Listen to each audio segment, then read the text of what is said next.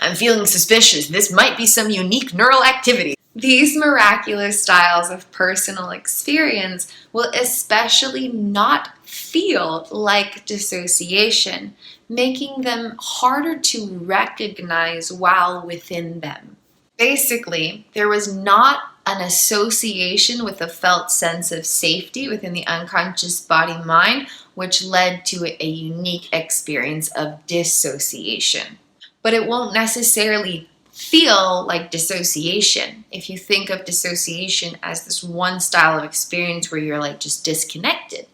But instead, dissociation is an umbrella term to describe a whole bunch of unique experiences that stem from independent activity within the neurobiological social engagement system, or when different regions of data ignite without connectivity with one another.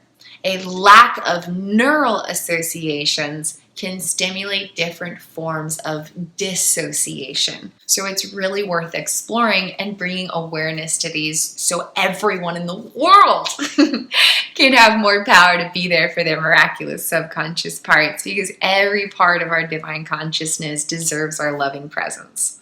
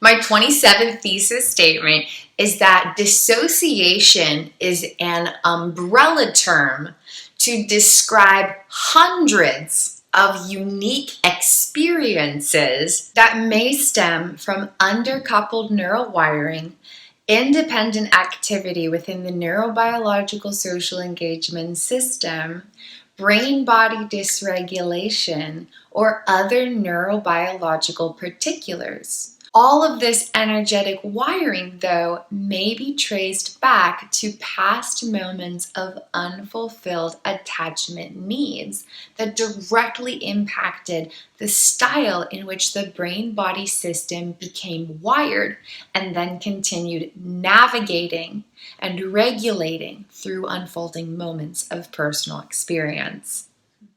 Not being able to remember certain periods of life or your personal experiences from the past will have a very different sensation than being disconnected from current experiences in your body. Nevertheless, both of these may be described as unique styles of dissociation stemming from independent neural activations in the neurobiological social engagement system, because there's not fluid connectivity throughout the neural wiring because of past moments of unfulfilled attachment needs. When social disengagement roles engage independently within the neurobiological social engagement system, there may be a variety of unique dissociative experiences. And these in particular can cause some intense battles within personal experience. Social disengagement roles within this neurobiological social engagement system are basically forms of stress responses.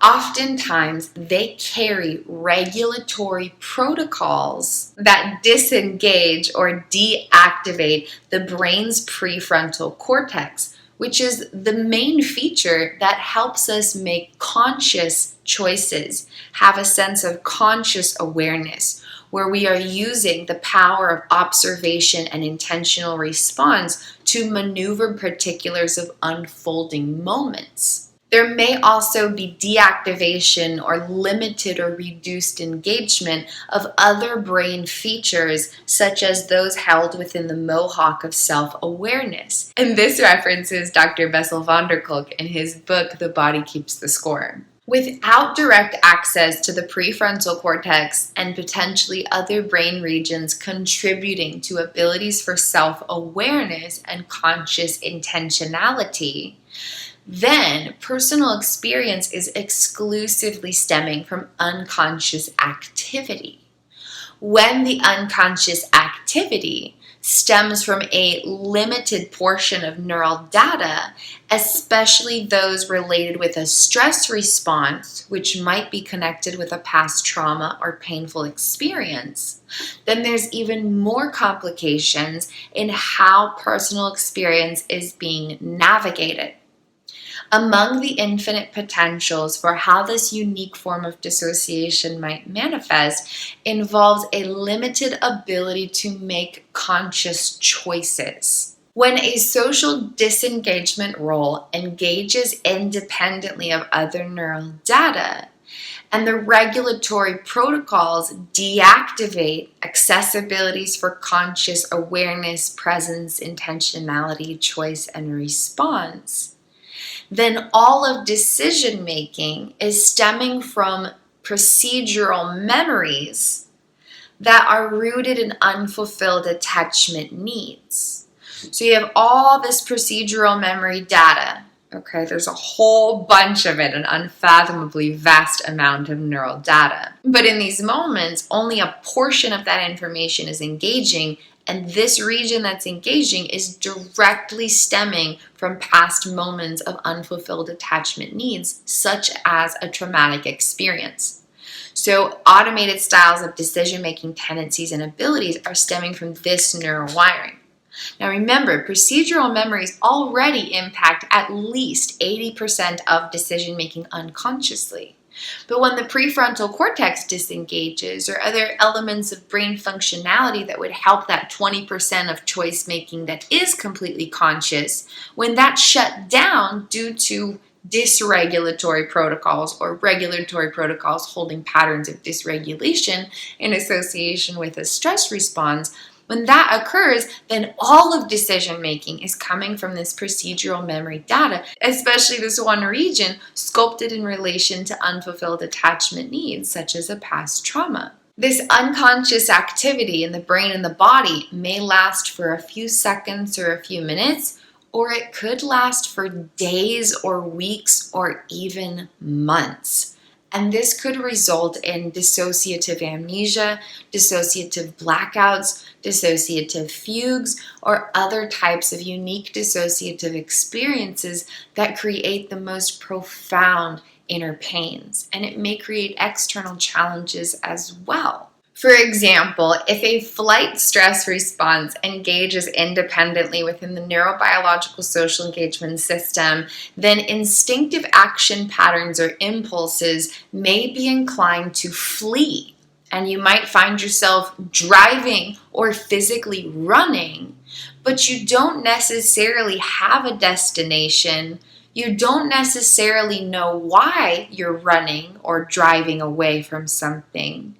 But the impulses are so strong, there isn't a sense of, let me think this through and actually decide what I'm going to do right now. Instead, the body automatically moves through these motions, and you find yourself at the other end of this, where you're 3 hours into your drive, or you're 30 minutes into this jog, or you're 2 miles into this run, and suddenly you're like, wait, who am I? Where am I? What's happening? I don't understand how I got here. Where am I? I genuinely have no idea what's happening right now. How did I get here?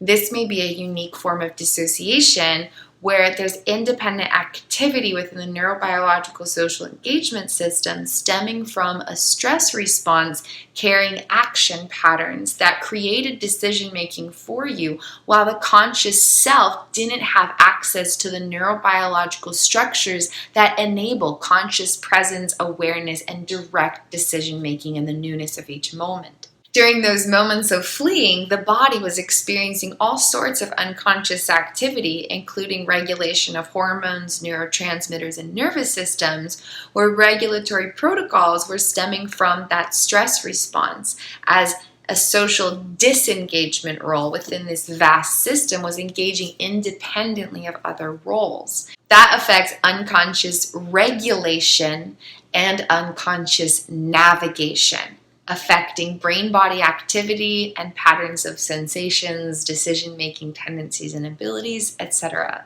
I encountered these unique dissociative experiences chronically for several years, and from experience, I know that they can be the most terrifying sensations imaginable.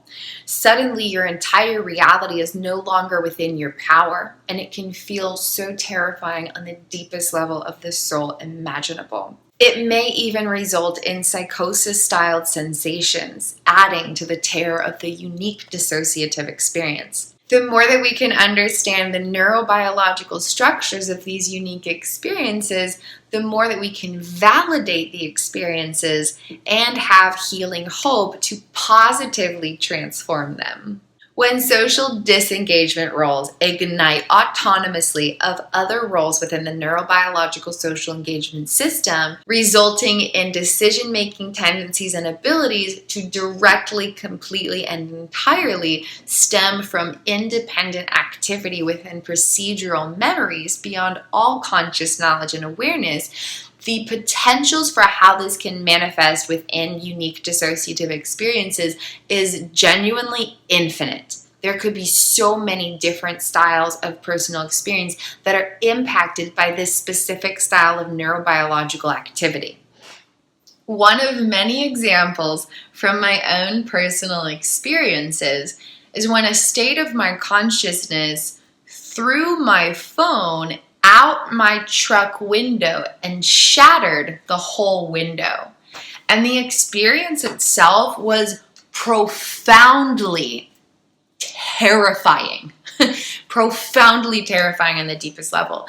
Now that I'm here and understanding the neuroscience of the unique experiences, I'm very fascinated and intrigued by the miracles of what was happening inside of Kristin's brain and body back when this occurred. This was back in the autumn of 2014, right before the Kristin that was began struggling with several months of dissociative blackouts that led to some very challenging times in her life. You can find out a little bit more about my personal story in part 1 of this known documentary series. Back then, Kristin was living with adaptable consciousness condition, but she didn't know about it at the time. She was on the telephone with a friend, and the friend was in a state of joy and happiness and cheerfulness. But the state of consciousness engaging within Kristin's neurobiological social engagement system was a social disengagement role of a fight stress response. And this particular state of consciousness had existed for many, many, many, many years.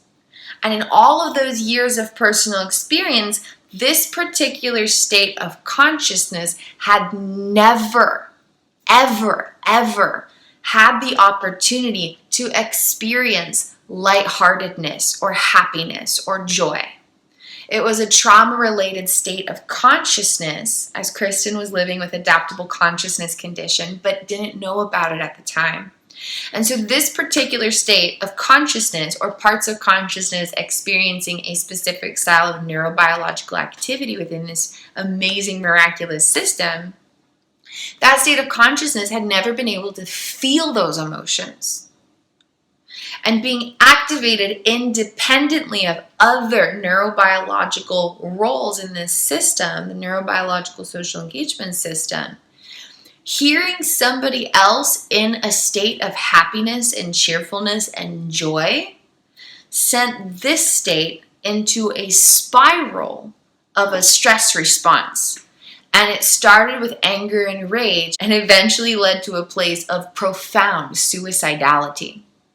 And so upon ending this phone call with this friend, while the state of Kristin's neurobiological activity was in a fight stress response, and was just feeling so stressed out because it was only connected with neurobiological data related with traumas.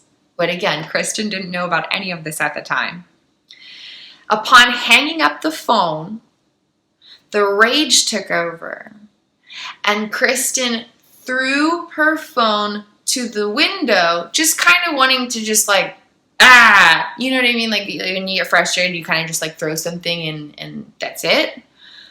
But Kristin's muscles were so strongly engaged because of how her nervous system was dysregulating that this action pattern stemming from disintegrated memory data because of past moments of unfulfilled attachment needs led to throwing this phone really hard. And the window of the truck was closed. And so she threw this phone automatically. There was no conscious process of, I am going to pick up my phone and throw it. The prefrontal cortex was completely disengaged. The state of consciousness was in a profound state of a stress response because trauma data was being activated. So the unconscious body-mind thought it was in a trauma, but Kristin didn't know about any of this. No awareness. She knew something was wrong. She was on her way back from a psychiatrist appointment because she knew something was wrong. But nobody was exploring the neuroscience of these unique experiences back then. And so she threw her phone to the window and it broke the window. And her phone flew out onto the highway and was forever lost. And in that moment, Kristin was struck with profound full body terror. And that led to activating these intense full body sobs, which I now understand was activating child parts of consciousness who were terrified at this angry part of consciousness, basically, because there's all these different states of engagement because of unique order of wiring within the neurobiological social engagement system, as Kristin was living with adaptable consciousness condition at the time, but didn't know about it. And so this rage state of consciousness, this fight stress response, where this state of neurobiological engagement was experiencing deactivation of the prefrontal cortex, reduced access to the mohawk of self-awareness, etc. And then decision making was exclusively stemming from disintegrated procedural implicit data, resulting in an action pattern of throwing the phone, with dysregulation increasing the muscular engagement, so the phone was thrown a lot harder than intended. Okay? And that action scared other states of consciousness who were associated with age-regressive child self aspects. So then Kristin was full body sobbing because she was scared of herself, basically. But again, she had no idea what was happening. It was just all a bunch of weirdness and craziness and uncomfortable, nonsensical whatness. And so Kristin's driving down the highway, crying in terror, but also being angry. And she knew she needed help, but now she couldn't call anybody because she didn't have her phone. And it led to a very scary day where she had to go seek safety because she was afraid that she was going to try to end her life because of how intense the suicidality got. Because she was angry with herself for getting angry, basically. And so it's all this unique neurobiological activity beyond awareness producing a very profoundly unique type of experience up front. And so while on the surface there is just anger, throwing the phone, crying, scared, meanwhile in the unconscious body-mind there was so much more happening back then. Way back there was so much more going on. This integrated memory data from a trauma decades ago and from other traumas that were not so long ago, and a whole bunch of other moments of unfulfilled attachment needs in between, we're activating information and projecting them into subconscious realities to try and provide navigation, because that's what memories do. And there was all this independent activity because these different regions of wiring within the neurobiological social engagement system didn't have contact with one another. So these parts are over here in this terrifying experience, and these parts are over here in this scary experience, and these parts over here are just feeling sad all of the time. And there was all of this activity. And because of all the stress responses, action patterns in these moments stemmed from memory data associated with traumas. And so the whole way the body was instinctively making its choices came from this procedural memory data, these implicit memories that were connected with all these traumas, rather than the self being fully grounded in its power and choosing in the moment based on suggestions from neural wiring. The self couldn't get to its own self fully, and action patterns came from procedural memory data beyond awareness, but that information held all of this different data associated with traumas and stress responses. And it really impacted the ability for Kristin to make decisions back then. Another example is when Kristin encountered a nearly 2-year period where she chronically hit her head against hard objects to lose consciousness, because that was the only form of relief from the profoundly overwhelming, horrendously unbearable trauma-related activations. What was happening was so profoundly terrifying inside of Kristin's unconscious body-mind that after 10 years of chronic self-harm, traditional self-harm was no longer effective enough to reduce the internal horrors.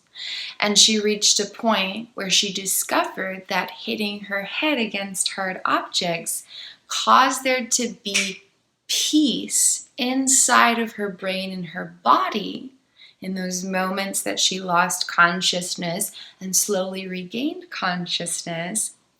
And those were the only moments of peace she could ever find. Every other nanosecond while she was awake and while she was asleep was filled with the most expansive, terrifying, profoundly unbearable, expansively horrific trauma-related activations where terrifying sensations, emotional, somatic, and everything else was being projected inside of her unconscious body-mind, and those were the only moments that she could find relief.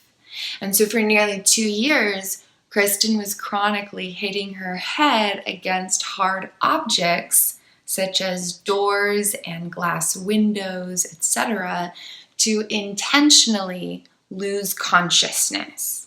In that process, though, what ended up happening was the unconscious body-mind gained implicit procedural memory data carrying action patterns to approach that form of self-harm anytime something was wrong, which was basically all the time because of how intense the trauma-related health challenges were. So during that 2-year period where this was chronically occurring, Kristin wasn't entering those situations through logic conscious choice. Kristin didn't sit down and say, okay, the next thing I'm going to do is find something really hard and I'm going to hit my head against it as hard as I possibly can repeatedly until I'm no longer able to see straight. That sounds like a really good next step for me. That conscious thought train was never something that occurred. Instead, The trauma-related health challenges caused Kristin's prefrontal cortex to chronically shut down. It was just like always going offline. And every time that the prefrontal cortex was shutting down, and potentially along with other brain regions that contribute to abilities for self-awareness and conscious presence, etc., every time that happened, then the unconscious body-mind was navigating itself and life totally unconsciously. And then there was independent activation of neural data related with all these trauma responses, and implicit procedural memory data carried action patterns to approach this form of self-harm, and Kristin's unconscious body moved through those action patterns unconsciously or automatically. Kristin did not have a neurobiological choice in those moments. But looking from the outside, you wouldn't be able to tell those kinds of details. Without looking at the neuroscience of personal experience, you might look at someone in that kind of experience and be like, there's a crazy lady smashing her head against a door and then falling over. She's clearly lost her mind and there's something very wrong with her. It's very easy to cast judgment when we do not look at what's actually happening. When we can understand the neuroscience behind a variety of personal experiences, there's an expansion of the compassion and space that we hold for those aspects of consciousness, whether that's within ourselves or within a loved one, maybe a friend or family member, or maybe someone you're working with if you're a healing practitioner.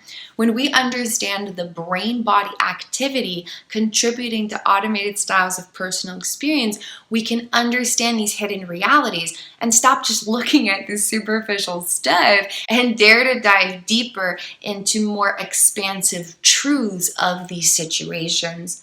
Only from that space does healing liberation truly become possible. For over 2 years, the Kristin I was before healing liberation was chronically experiencing self-harm, where she hit her head against hard objects to lose consciousness, to find a sense of temporary relief from the horrendous horrors inside of this traumatic, stress-riddled brain and body system. With every one of those actions, though, Kristin was not consciously choosing it. And even she didn't know that at first, and so even she was judging herself for what she was going through. She didn't know that those action patterns were stemming from procedural memory data that held content and connectivity associated with unfulfilled attachment needs, creating action patterns that led to this chronic self-harm that she felt very powerless within.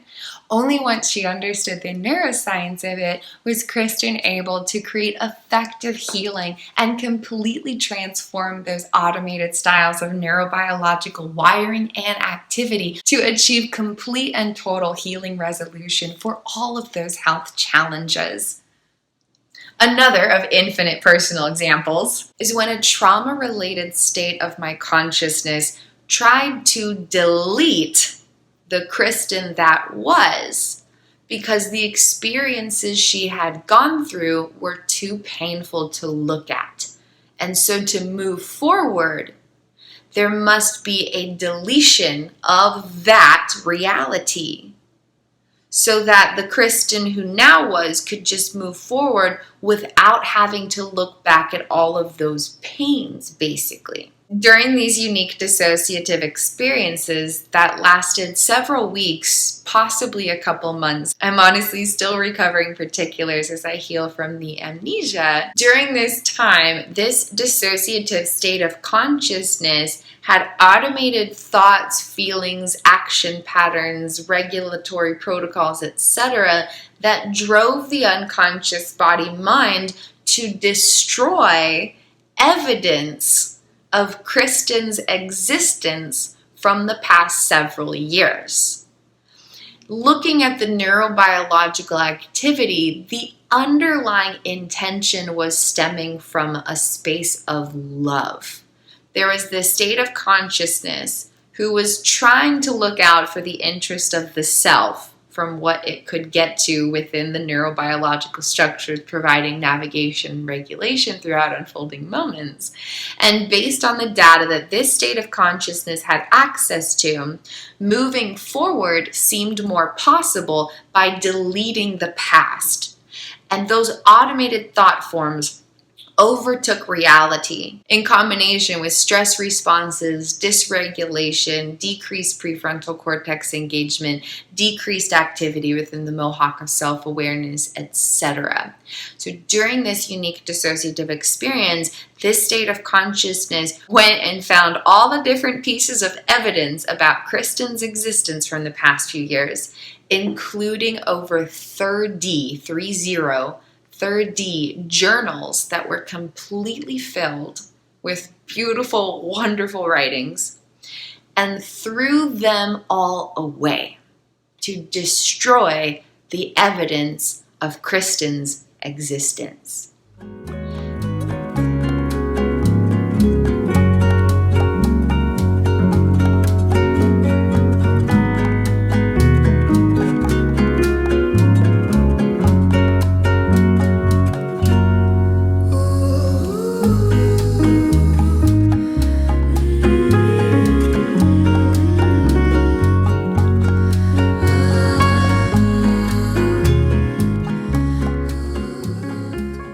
Along with losing over 30 journals, several boxes of memorabilia were also discarded. They were basically forms of hands-on scrapbooks where Kristin had collected little things from all of her adventures throughout many years and saved them in these very special treasure boxes. And all of that was lost during this very unique dissociative experience during my healing journey. It was a very profoundly unique, strange and yet miraculous time period of my life, and it makes me all the more grateful to be here now creating new memories with my parts of consciousness. And during that unique dissociative experience, that particular state of consciousness, while I was still living with adaptable consciousness condition and there were multiple persons inside of my one physical body, that state of consciousness felt a deep sense of pride and victory in helping the self move forward. Okay? So that state of consciousness felt like this was like a huge win, and this was awesome. Like I just like I'm doing this, like I'm moving forward and I'm helping the self and this is in my best interest, and like there was this challenge of like moving forward from all this pain, and like I did it, you know, like I helped, like I did it, like I did the thing, and yes, okay, good job. But then there were switches and I was in another state of consciousness that had more connection with the self that I was. And that self was absolutely heartbroken and destroyed, just crushed on the deepest soulful level imaginable. Like, how could you come in and throw away everything that I've worked on? I poured my heart and soul into those notebooks. I expressed every corner of my inner being through thousands of hours of writing, even when my wrist was partially dislocated and it physically hurt to write. I spent so much time investing in this and expressing myself, and I wrote so neatly, and there was like thousands of hours of work and like so many years of expressions through so many different seasons of growth, and you just threw it all away.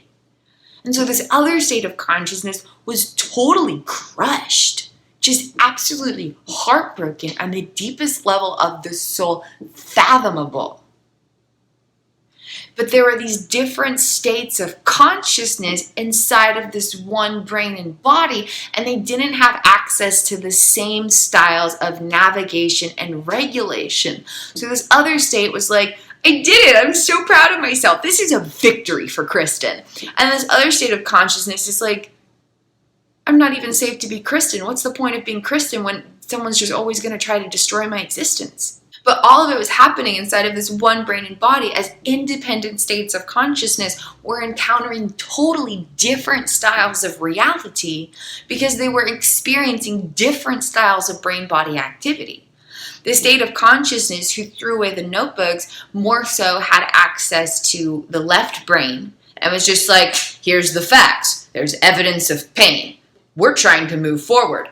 Clearly, we destroy the evidence of pain and then there will not be any pain. Boom! Problem solved. This other state of consciousness more so experienced the right brain hemisphere, where it has the feeling of experience and all the personal, sensational details about things. And that state of consciousness is like, my heart, my achy breaky heart, it's crushed, but all of it was happening inside of this one body, but for different aspects of my consciousness, experiencing independent activity within my neurobiological social engagement system. And then that experience, that dissociative experience where these journals were destroyed and forever lost, led to months of other dissociative experiences, because then these two states of consciousness were at war with each other. There was no sense of interconnection and trust. I remember trying to journal, and there was just this flood of thoughts and feelings and sensations like, what's the point in even writing another word ever again when it's just going to be destroyed? And it was like the hardest thing to go through, to try and come to a place where I could journal again. Because journaling was something I've been doing since I learned how to write. I've been keeping notebooks and journals since elementary school. Filling journals was always something that was associated with this sense of self that my divine consciousness is experiencing in human form. That was always an aspect of my personal experience and my sense of self in this reality. And to have that taken away, it was really hard to come back from. Every time that Kristin, who was in that experience last year, would try to journal, there was just this flood of shutdown. Like, what's the point? This is just going to be thrown away, clearly, because there's this other aspect inside of my own being who's trying to destroy me and prevent myself from being expressed and heard. But then that state of consciousness is still over there in his own little corner, and he's like, you know what though? I'm victorious. I helped.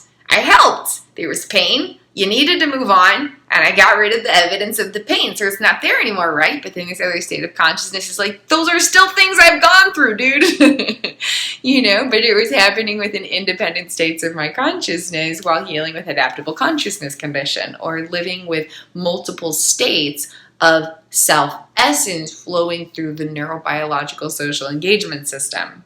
Even a year and a half later, I'm still learning to fully associate with the Kristin who went through those experiences, who wrote all of those notebooks to begin with.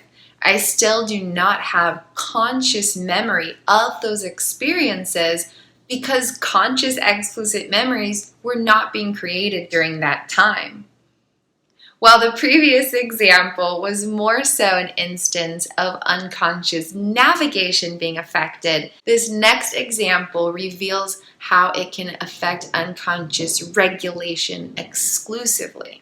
During my Implicit Revelations case study, especially during the year of 2019, I did a lot of work with exploring heart rate variability and oxygen intake and how those were affected by different styles of dissociation and other forms of traumatic stress manifesting through implicit health challenges. While these types of unique experiences had been happening for a long time, I only started to piece together what was happening during 2019 as I continued my case study work. My miraculous brain-body system was rapidly switching or shifting between high-energy stress responses and low-energy stress responses, causing all of the different energetic flows, especially those within my autonomic nervous system, to rapidly adjust their unconscious activity.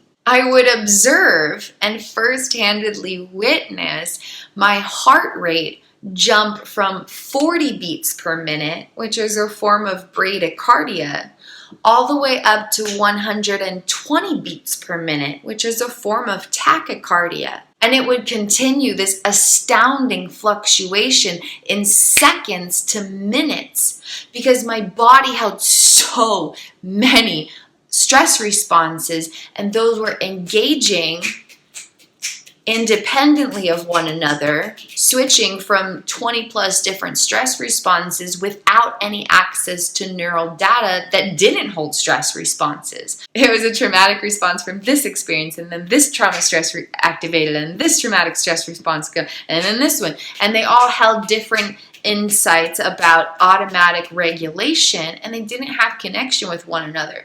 So there's like this program in here, and it's like, hey, heart, beat like this. Hey, lungs, breathe like this. Hey, etc. So there's these regulatory protocols, right, happening inside of us.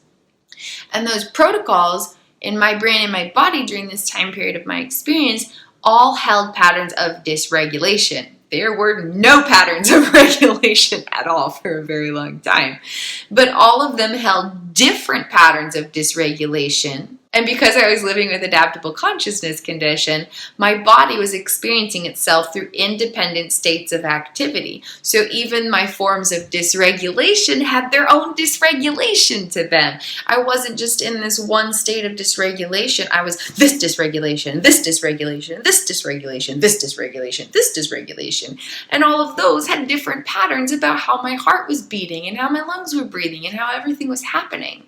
And so during these experiences, my heart rate variability was just everywhere, just here to there, rarely in a healthy state, and always fluctuating with great rapidity. And during these moments, my oxygen intake would fluctuate as well.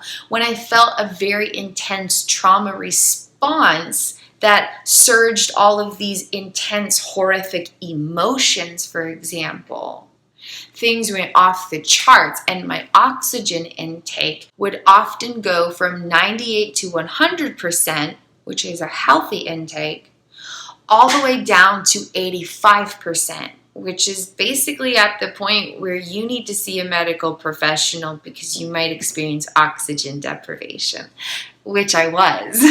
And that is a big reason the oxygen therapy was a huge breakthrough in my healing journey. And over 700 hours of self-administered oxygen hours later, I breathe super well, and it's super fantastic, and I love breathing, and oxygen feels magical.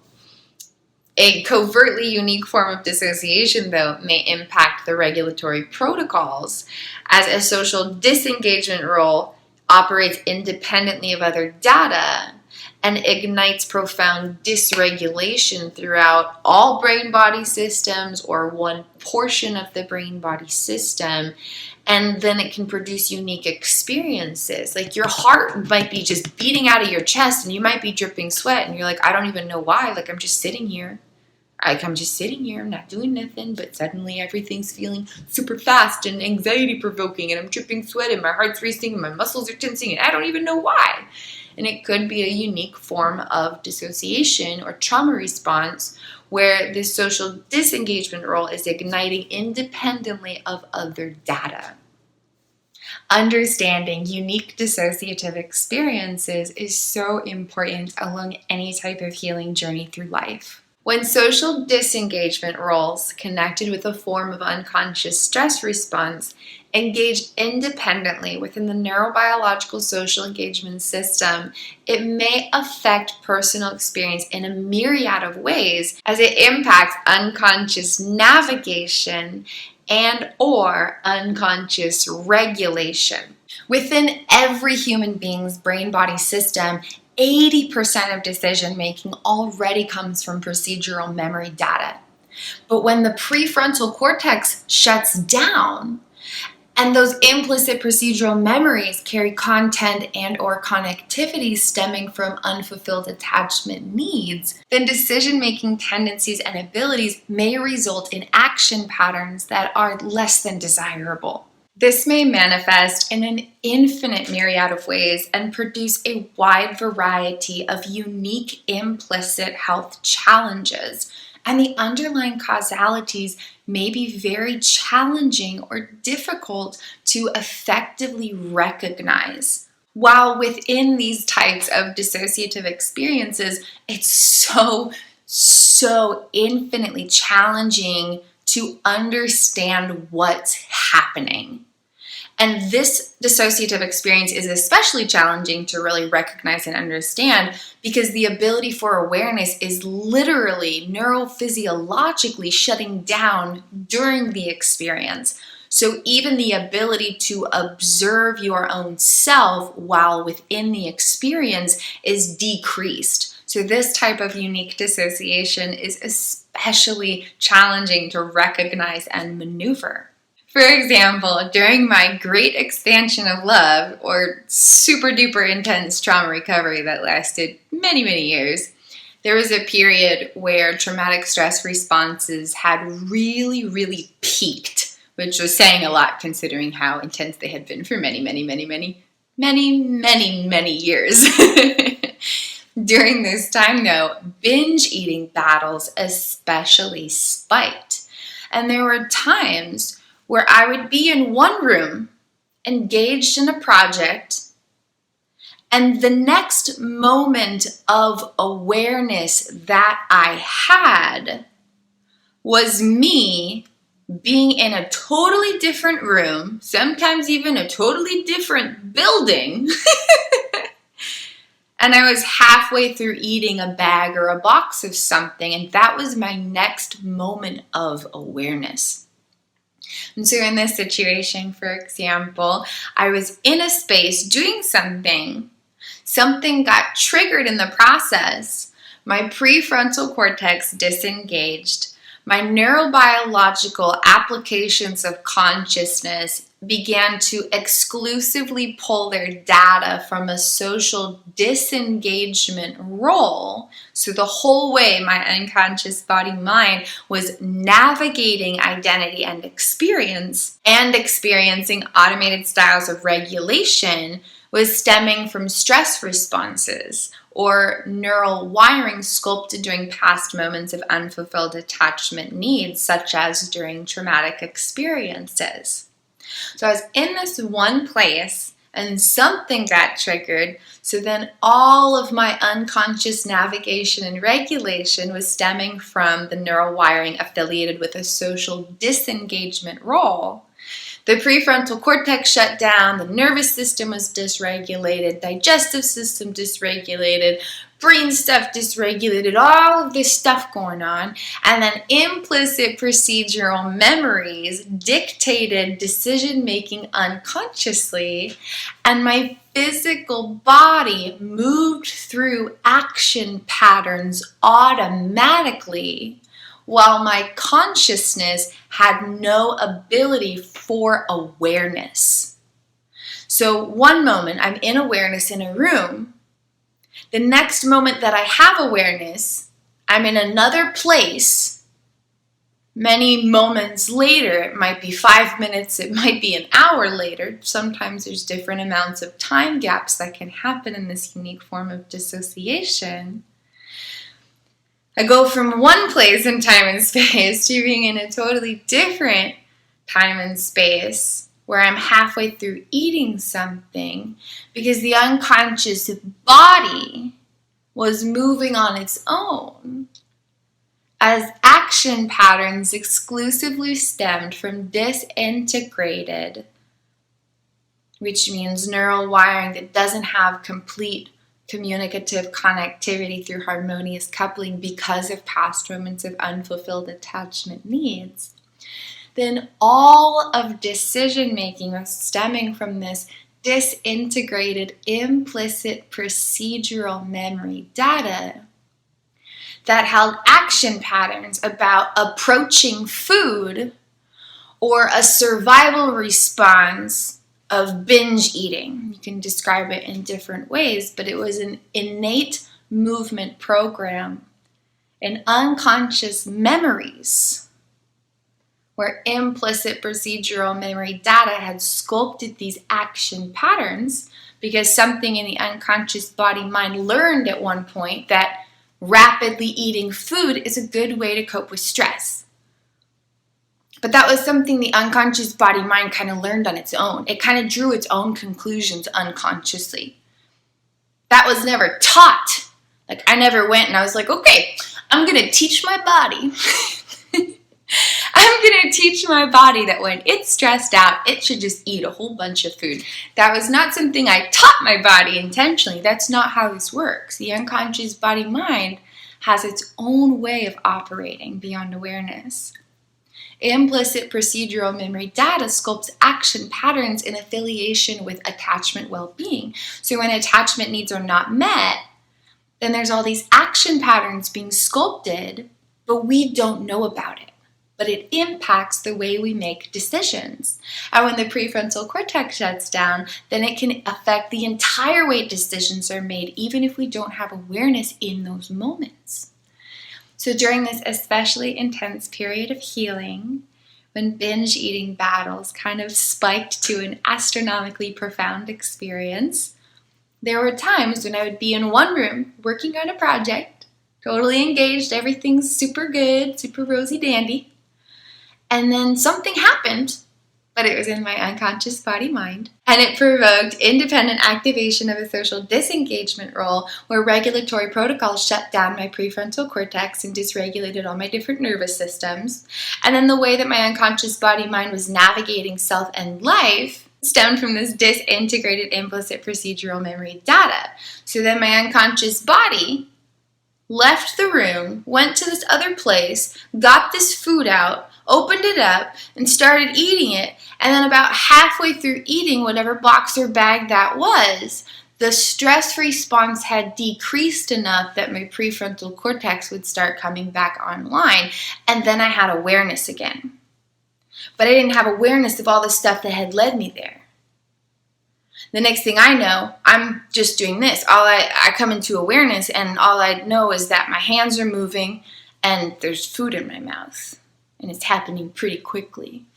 Not for the sake of enjoying food or nourishing my body, but as a stress response. And so this unique manifestation of dissociation can produce a wide variety of implicit health challenges, and the underlying causalities might be really difficult to recognize right off the bat, right off the get-go of things. Exploring the neuroscience of these unique experiences creates space for compassionate understanding while expanding healing hope. Another example is dermatillomania or trichotillomania. While these battles do not always involve this process, there may be some experiences that do. For example, while I was experiencing healing with dermatillomania, there were times when I would notice parts of my body where scabs were bleeding, but I didn't have a memory of scratching them. And I would look under my fingernails and see bits of skin. And so there were times where my awareness was not in tune with my body, while my body was experiencing automated action patterns from disintegrated procedural memories, where my hands were automatically moving through an action pattern of picking at my skin. And I only noticed the after effects or results of those action patterns without having a neurobiological ability for awareness during the action patterns. And because of that, there was not an ability for a very long time to interject my power and override the action patterns. There wasn't a process of, I'm having a thought that I want to pick at my skin, and I'm going to consciously choose not to do that. For a very long time, that ability did not exist in my brain and my body. It took a very long time to grow that neurobiological capacity. Before that, I wouldn't even notice the action pattern because my awareness was not able to perceive that element of my inner experience. Instead, I would notice the after effect where my scabs on my skin were bleeding and I had bits of skin under my fingernails, but I didn't have any memory of moving through those action patterns. And so situations of dermatillomania or trichotillomania, which is picking at the skin or pulling at the hair, might potentially at times involve this unique dissociative experience. Not necessarily all the time and not necessarily for every person, but just as one potential of infinite examples, there might be experiences of this unique form of dissociation where a social disengagement role independently activates within the neurobiological social engagement system. And as regulatory patterns and protocols deactivate abilities for conscious awareness, choice, intentionality, etc., then the body moves through innate movement programs without an ability for awareness and decision consciously. And if those innate movement programs stem from traumatic stress or stress responses or unfulfilled attachment needs, then they may contribute to a variety of implicit health challenges. Another example, and I will say a trigger warning for this one, is suicidality. Reflecting back on my own personal experiences, there were many attempts to end my life. And every single one of those situations and scenarios involved this unique form of dissociation, where a social disengagement role independently activated. And then my neurobiological applications of consciousness were exclusively pulling their data from one region of intel without connectivity to all the other data. So when I had these floods of thoughts, feelings, and sensations, my brain and my body couldn't say, oh, but there were these good times and there will be good times again. And oh, but there's these things about life that you love. I couldn't get to that neural data. Instead, there was just this one region of data engaging, and it was exclusively associated with traumatic stress. And then the regulatory protocol shut down abilities for conscious awareness and presence in the moment. And then my unconscious body was navigating life unconsciously based on the data that it had access to. So it didn't have access to the majority of my neural wiring, just this one region affiliated with traumas. Because of unique brain activity, there wasn't an ability for conscious awareness and presence, so then my unconscious body-mind was exclusively navigating life from this one region of data unconsciously on its own. And that led to these action patterns of suicidality and actual suicide attempts. Exploring the deeper realities of experiences amplifies personal power. There's so much happening in the miraculous wonders of our unconscious body-mind, and only when we take those hidden realities into consideration do we have power to be there for our consciousness. Because parts of our consciousness are experiencing those neural projections firsthand, beyond awareness. So while we're up here in a very small part of our own selves, approximately 0.02% of all of what's actually happening we have access to. While we're up here, there are billions of subconscious parts first-handedly experiencing an infinite array of neural projections, which means implicit wiring stimulating energetic experiences. Implicit neural wiring stimulating energetic vibrational experiences for parts of who we are beyond what we know about. While we're up here having one thought, there are billions of subconscious parts having thousands of experiences beyond what we know about in every nanosecond.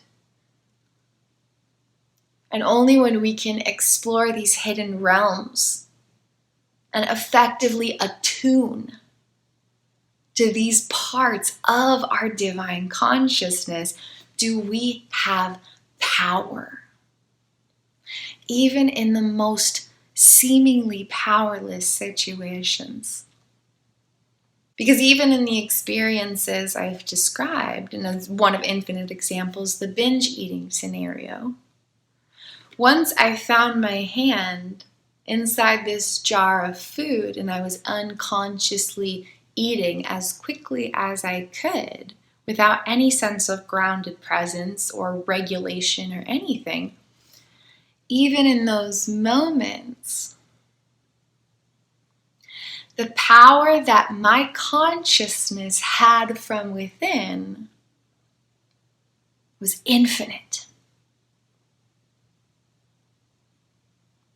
And the power of consciousness is so profoundly and divinely expansive that it can transmute any energetic situation from the inside out.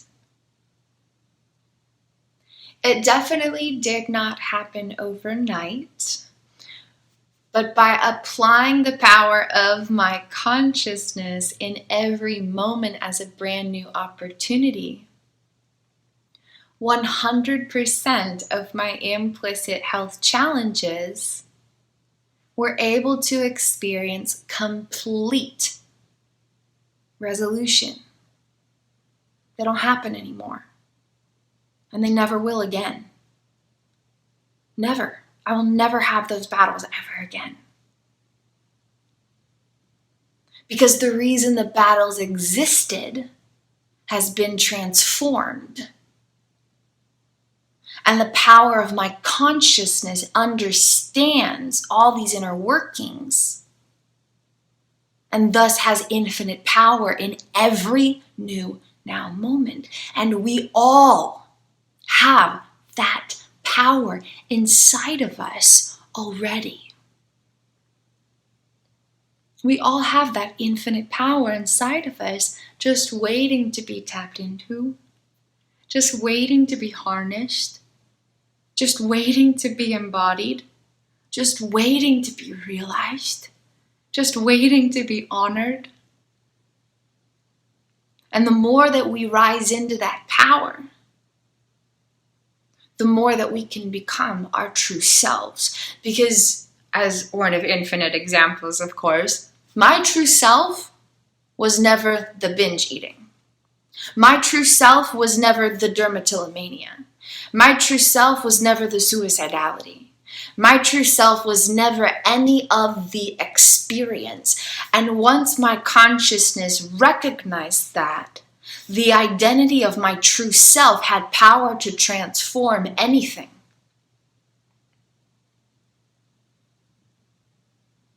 Once we realize who we really are as consciousness, we recognize our infinite power. And as we take steps to embody that through the power of every new now moment, the potential that we have to transform our struggles and realize our dreams is absolutely infinite. As infinite as the divine consciousness that we are.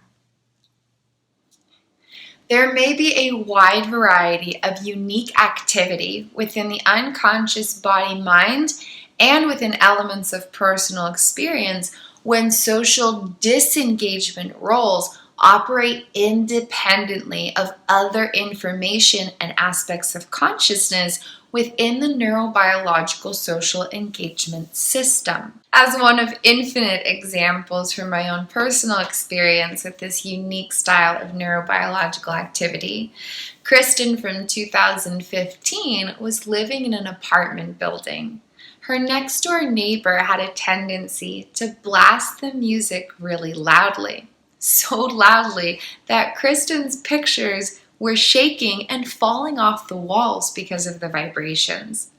Kristin in 2015 had asked this woman several times very nicely to please keep the music down, especially first thing in the morning.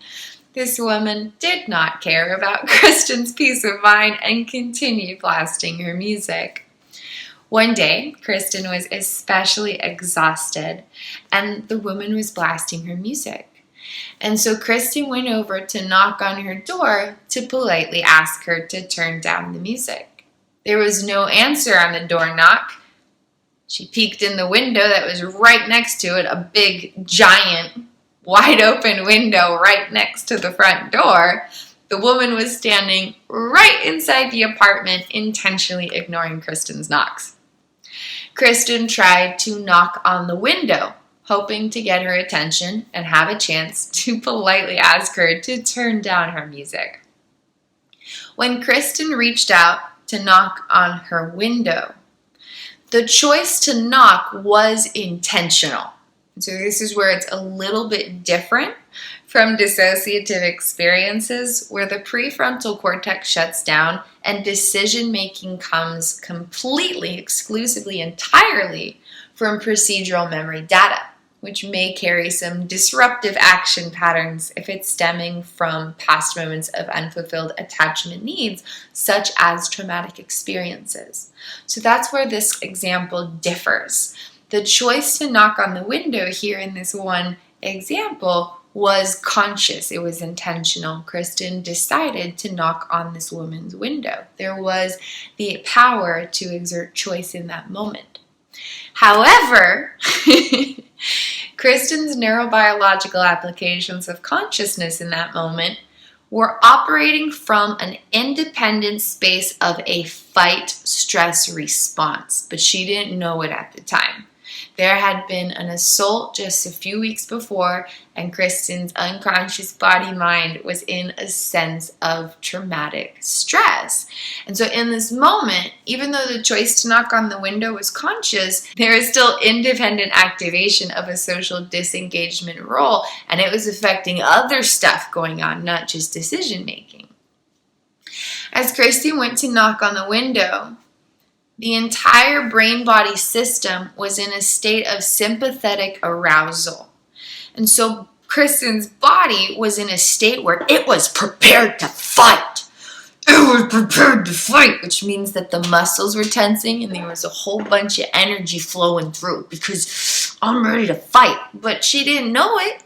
She didn't know that a fight stress response was independently engaging in her neurobiological social engagement system. She just knew she was frustrated and wanted this woman to turn down her music. So Kristin in 2015 went to go knock on this woman's window because the woman was ignoring her. And she was right there. Kristin was like, please, you're right there. Come on, just turn down your music. Just look at me. I'm right here. You can't ignore me. So Kristin went to go knock on her window just to try to get this woman's attention so she could ask her to turn the music down. As Kristin knocked on this window, the entire glass window shattered. One knock on a window held the strength to break the whole glass. But that was not the intention. Kristin in 2015 was not trying to break this woman's window. That was not at all what was trying to be in the experience. But she just went to knock on the window, and the knock held such strength unconsciously, automatically, that the entire window broke.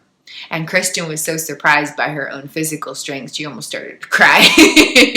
She was terrified because her body was doing stuff that she didn't know about, that she didn't understand, and she didn't know how to respond to. And that was really scary to experience. You go and try to have this one thing happen and something different happens. And that something different came from inside of you, but you don't understand why or what to do about it. It can feel very, very scary. It can feel very, very scary to not know what's happening, to not know why, to not know how to respond to it or what to do about it or how to help yourself through it. It can feel very scary. So in this experience, even though the choice to knock was intentional and conscious, a fight stress response or a social disengagement role independently operating within this neurobiological social engagement system affected other elements of personal experience, like muscular engagement. And that led to this whole window breaking, even though Kristin just went to knock on it. Basically, there was not an association with a felt sense of safety within the unconscious body-mind, which led to a unique experience of dissociation. Without being fully associated with your own safety in the present moment, it can create unique styles of dissociation. But it won't necessarily feel like dissociation. If you think of dissociation as this one style of experience where you're like just disconnected. But instead, dissociation is an umbrella term to describe a whole bunch of unique experiences that stem from independent activity within the neurobiological social engagement system, or when different regions of data ignite without connectivity with one another. A lack of neural associations can stimulate different forms of dissociation, which can manifest in so many unique ways, and a lot of them won't necessarily feel like dissociation. Knocking on a window and the whole glass shattering didn't feel like any form of dissociation, but that is actually what was happening. Kristin in 2015 was not fully associated with her own sense of safety in the moment. And without being grounded in that, the dysregulation in her nervous system impacted how she was able to interact with personal experience. You can explore more miraculous details about some of these topics in my Implicit Revelations gift package, a bonus feature of this Implicit Revelations case study. Among the many mega magics offered in this gift package is the spectrum of dissociative states of consciousness, which describes 9 unique dissociative states of consciousness in relation to the polyvagal theory. And this provides new insights about how parts of consciousness might experience brain-body activity in any type of unicorder or unique order of wiring within the neurobiological social engagement system stemming from early childhood trauma, traumatic experiences throughout life, especially during early stages of neurodevelopment, and or adverse childhood experiences. Basically, moments of unfulfilled attachment needs that impacted the way the brain and the body learned how to wire itself and engage with itself and experience. You can explore these new ideas and fresh insights in my Implicit Revelations gift package at kristinwindsor.com/implicitgift. I'm really excited to share this with you because the insights that I share in my Implicit Revelations gift package were some of the key cornerstones of my healing journey the past few years. As I regain more memories from this profound, unique amnesia, I recognize how I had applied the insights I share in this gift package to help bring understanding, compassion to states of consciousness and allow for internal collaboration to sculpt new healing modalities so that all the different aspects of my consciousness while living with adaptable consciousness condition had more opportunities to understand themselves and each other and work from that space of loving presence. Before then, it was so confusing. There was difficulties understanding what was happening, and because of that, there was so much miscommunication. But once parts were able to understand themselves and each other better, there was more opportunity to have compassion for these other states of consciousness experiencing things that didn't make any sense. And once there was more ability for connection, communication, and collaboration, then healing potentials were able to expand. So I'm super excited to share what I have in my Implicit Revelations gift package because of how deeply this information impacted my personal healing journey in a very powerful way. When social engagement roles ignite independently of one another within the neurobiological social engagement system, there may be other unique styles of dissociative experiences. Every role within the neurobiological social engagement system carries a distinct style of unconscious or automatic priority The priorities of these roles have different styles of agendas. So when they do not have neural connectivity, then independent activations will create different styles of unconscious priorities. For example, the role of emotional intimacy will only care about finding someone or some opportunity to have an experience of emotional intimacy, whether it's sharing personal details in a group setting or going on a date with somebody, etc. And those instinctive priorities, including thoughts, feelings, sensations, and action patterns, are going to be very different from automated translations of personal experience when a stress response is engaging. A fight or flight stress response is not going to even have the capacity for emotional intimacy because it's focused on being safe and running or fighting and finding a way to feel safe and established in your sense of safety.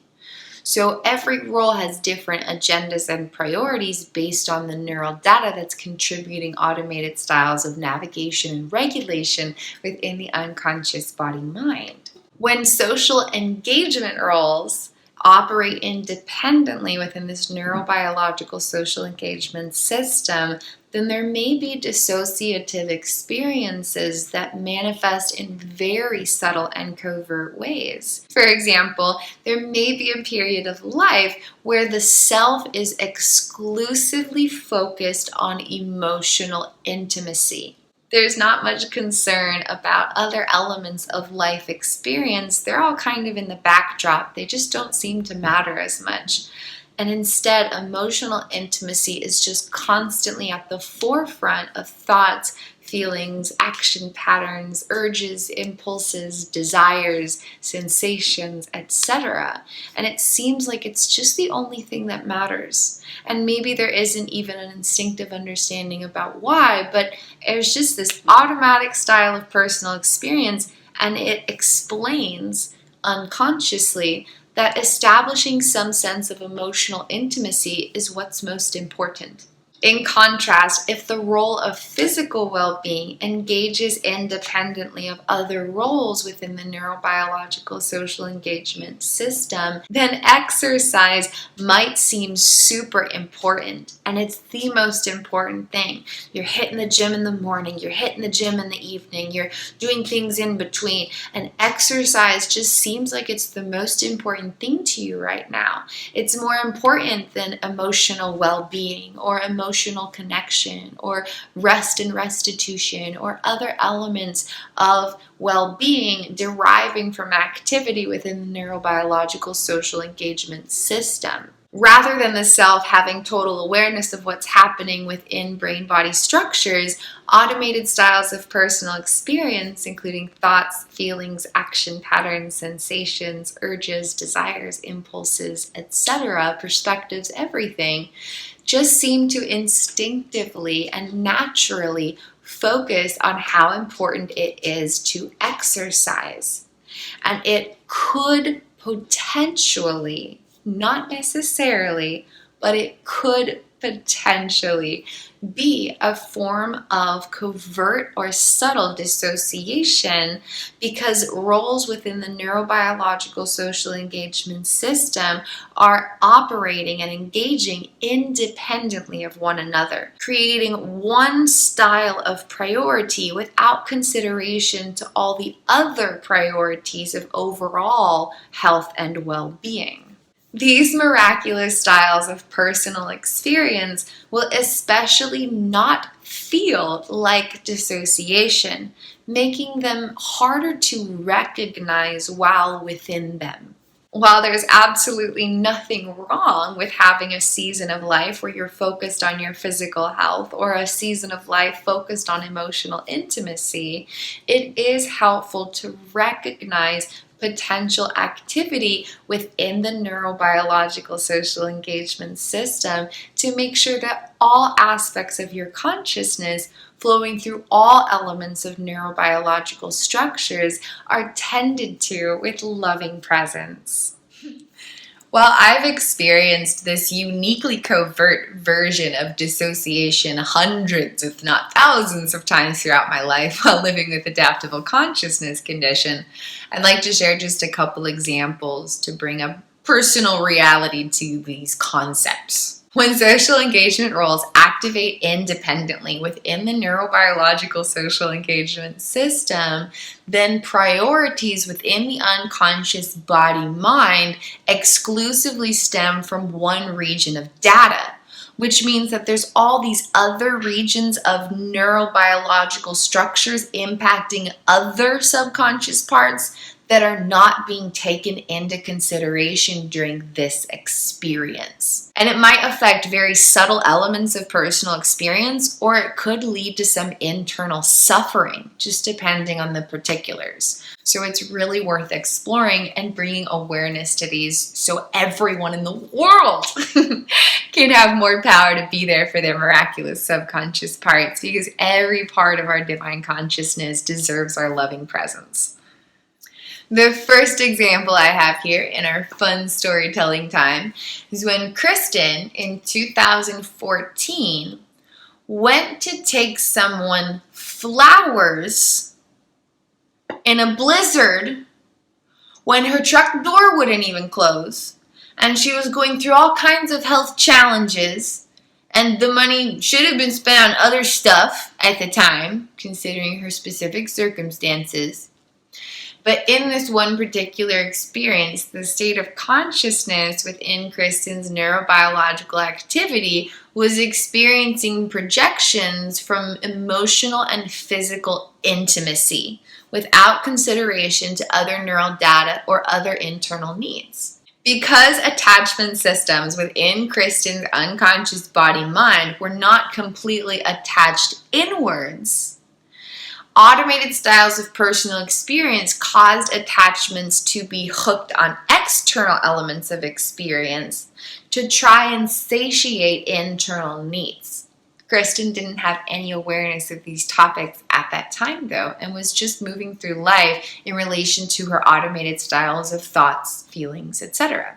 So we have these needs for emotional and physical intimacy within our unconscious body-mind, and when those needs are not being met internally, or the self is not being there for the self intimately, then the neurobiological data might create action patterns, emotional sensations, etc., leading consciousness to try and meet those needs through external elements of experience. So Kristin in 2014 was experiencing action patterns and emotional sensations that encouraged her to take flowers to this person she really liked at the time. But following through on that action pattern didn't take into consideration all the other stuff. So what was actually happening here is there was a blizzard outside. So it could have been on like another day when, there wasn't a blizzard. There was a huge blizzard going on. Because it was so cold, Kristin's truck door could not fully close. And her heater and defroster didn't work, just to add to the funness of this story. So Kristin went, and she's struggling with health issues, and she's got all this kind of stuff going on, all these personal challenges, all of these parts of consciousness having all of these different needs. But again, she didn't know about any of this at the time. And so she went and she drove to a store while holding her truck door closed and driving really slowly on these icy roads in total frigidness because her heater and defrost didn't work. And she went to the store and bought flowers and then drove all the way across town this way, where she's holding her truck door closed because it wouldn't close all the way because it was so cold. Literally, she's freezing. She's like having to deep breathe because she's literally in like 30 degrees without any form of heat. And she drove all the way across town on these icy roads to take this person flowers. And it felt like this super romantic gesture. Like, what could possibly be more romantic and like a true expression of love than like, I'm willing to drive through a blizzard for you, so it felt like this very, very romantic experience. But what was actually happening was independent activity within Kristin's neurobiological social engagement system, where all elements of the self, including emotional sensations, action patterns, perceptions, ways of perceiving and responding to things, ways of making choices and moving through moments, all of it was coming from this one region of neural data instead of having connectivity to all the regions of data.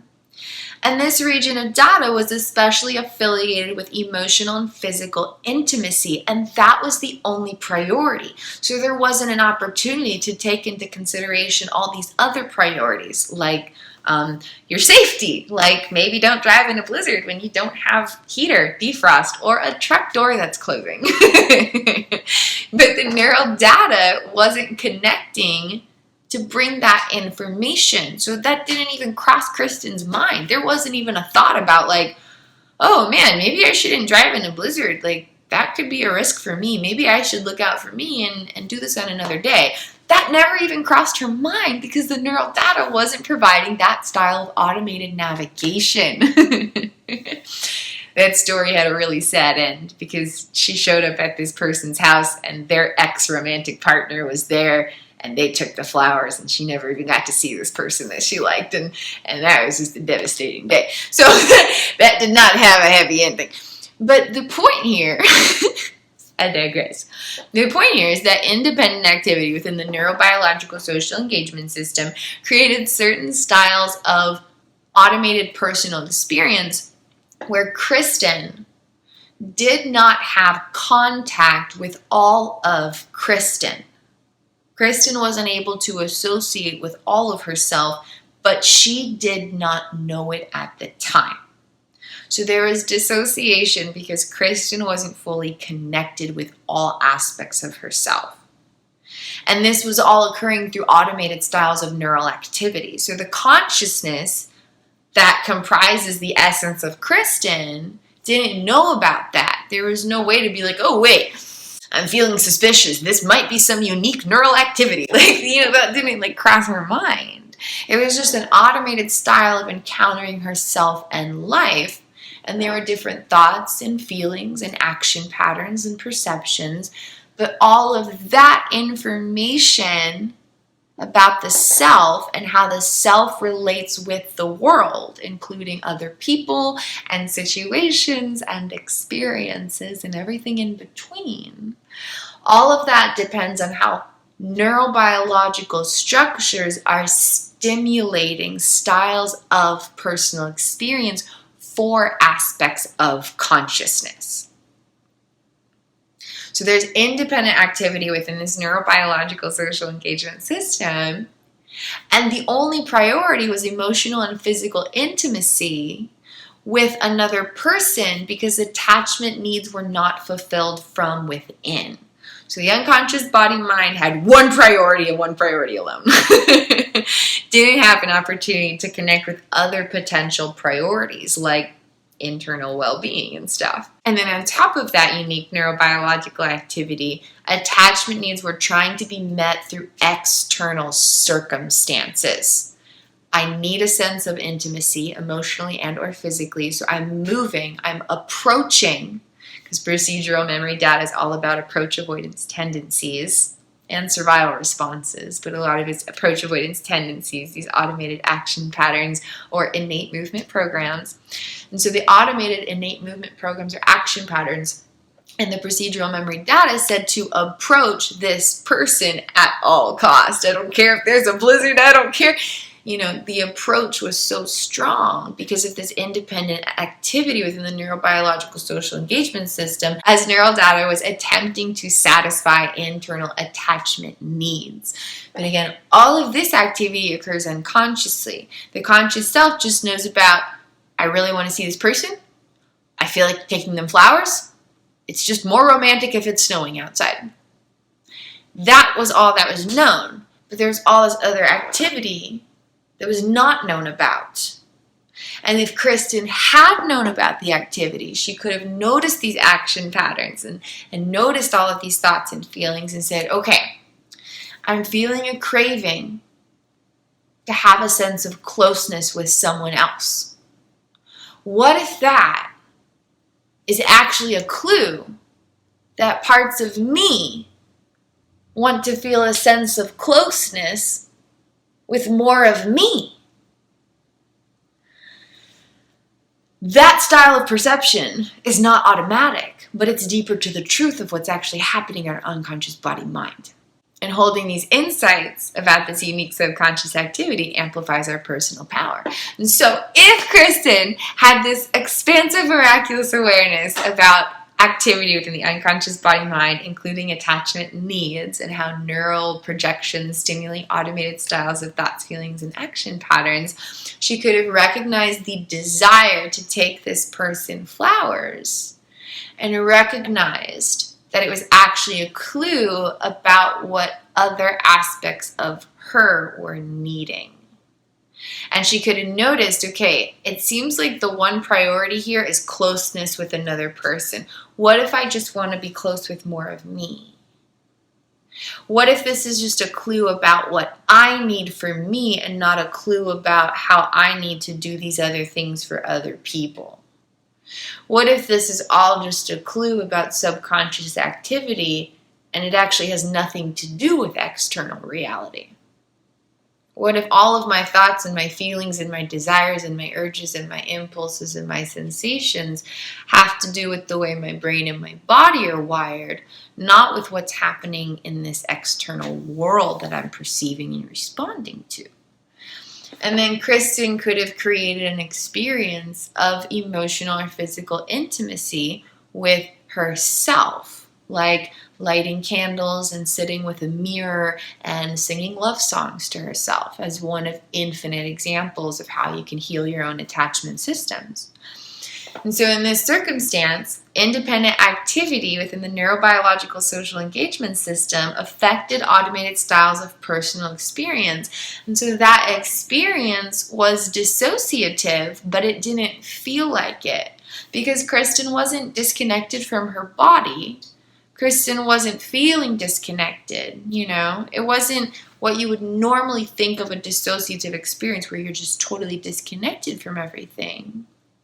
But it was dissociative because there was a lack of neural associations, so not all elements of data in the neurobiological social engagement system were able to connect, communicate, and collaborate within themselves. And then priorities stemmed from just one region of neural wiring carrying one kind of a role. And it was affiliated with this one region of data. And so these parts of consciousness were at the forefront of experience.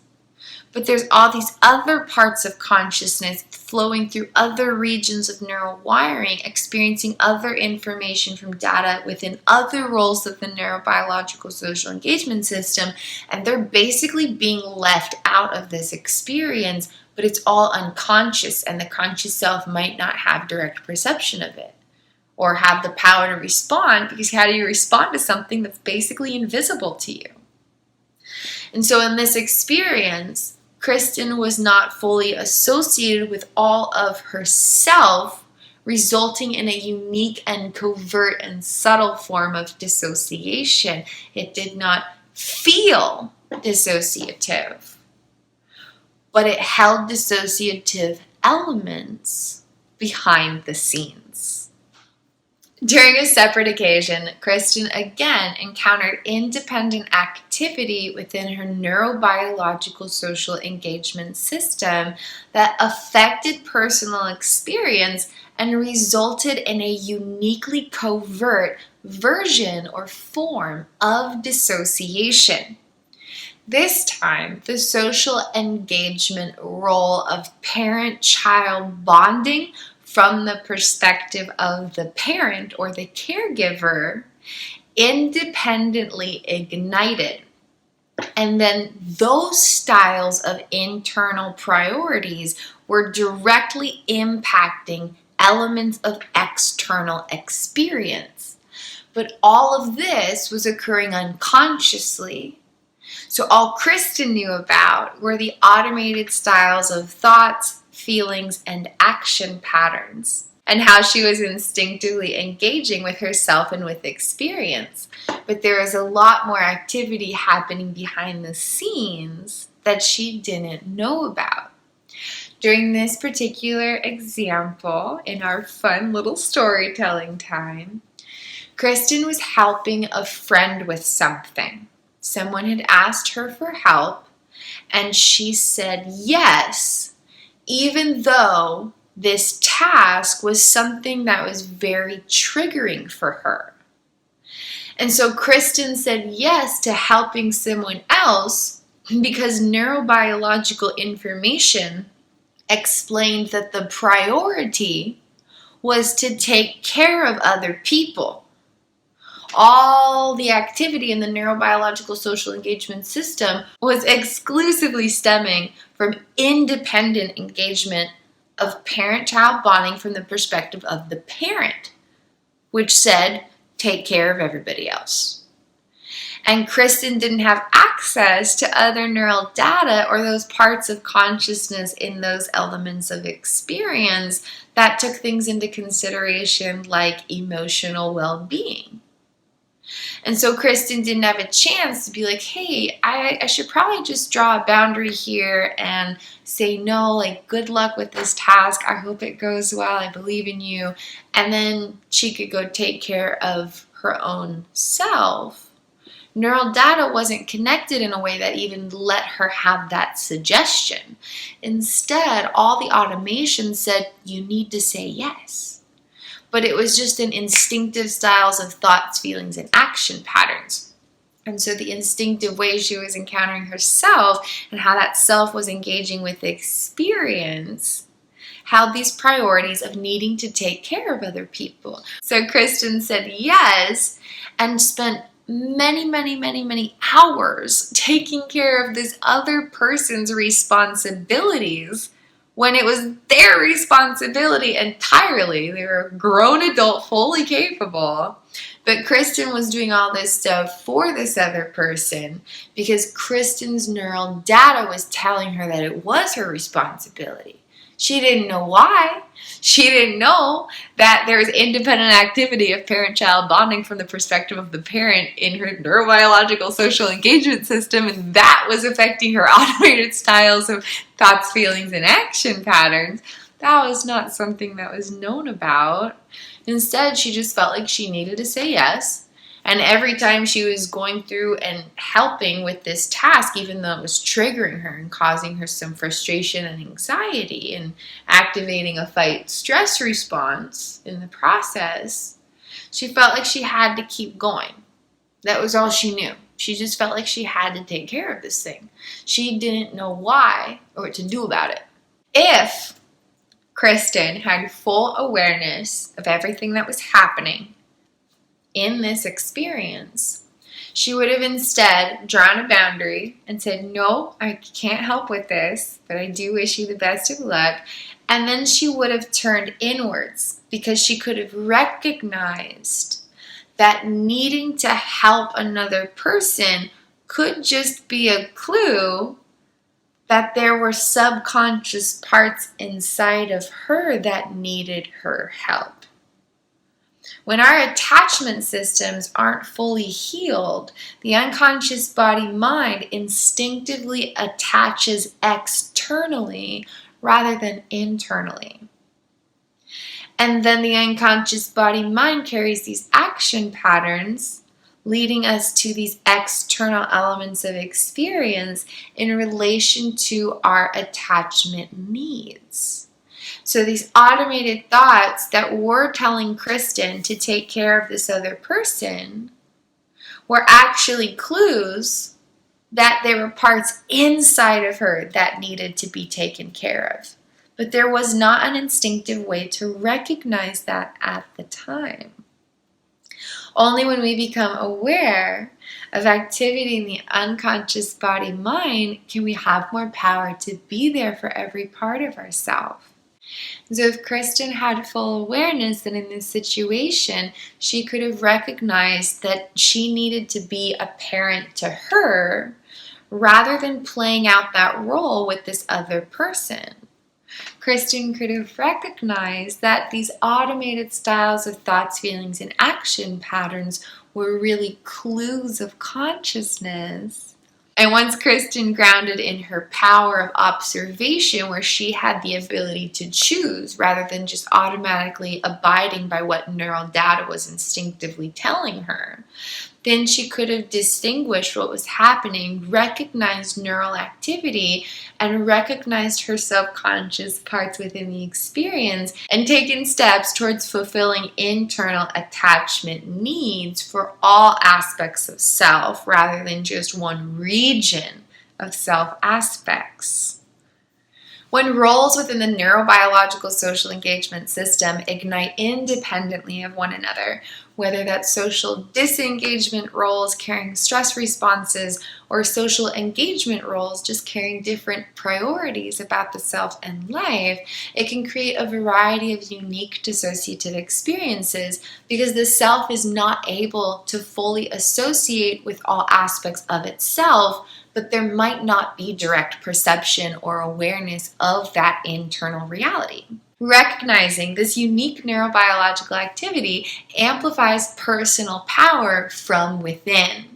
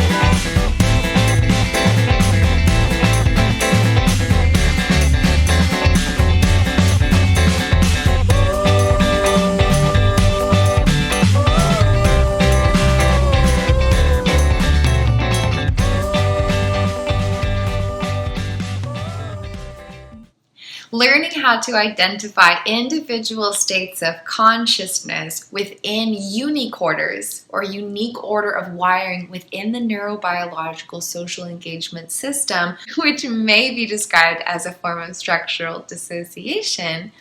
Learning how to identify individual states can help bring loving empowerment for parts of consciousness. It can help parts of consciousness feel seen for who they truly are and understood regarding how they're experiencing self and life through the structures of the neurobiological social engagement system that they are specifically encountering. It provides more power to the self as a whole as the observational self connects with parts of consciousness to help transform neural data so that all aspects of self can experience loving liberation in whatever way that looks like for the individual. Learning about how neural wiring impacts subconscious parts and where personal power resides within these experiences can help ignite loving liberation for the divine consciousness that we are. Among the many magics offered in my Implicit Revelations gift package is a playbook for identifying states of consciousness within unique orders or unique order of wiring within the neurobiological social engagement system. And it can really help parts feel seen and understood and help the self have more power to be there for these self aspects, as there might be different states of consciousness where they're completely independent persons, like an adaptable consciousness condition or dissociative identity disorder, or there may be different aspects of the self encountering independent neural activity without amnesic barriers, such as in borderline personality disorder, complex post-traumatic stress disorder, otherwise specified dissociative disorders, etc., where there might not be any diagnosis and there could just be unique experiences that aren't necessarily described in these particular ways. Regardless of the details, this playbook helps to identify states of consciousness in relation to the polyvagal theory. And so there's a lot of different components to this process of identifying states of consciousness, and you can learn about how subconscious parts are encountering aspects of the neurobiological social engagement system in the brain and the body, and how that's impacting how they experience themselves and life. Once we make this breakthrough of recognizing individual states of engagement or particular aspects of consciousness within experience, or these individual aspects of ourselves, then we have so much more power to create loving space for these parts of ourselves. From that expanded space of internal connection, there's more opportunity to move forward into the self and the life that is desired. I'm really excited to share my Implicit Revelations gift package with you. You can explore all its super magical details at KristinWindsor.com/implicitgift.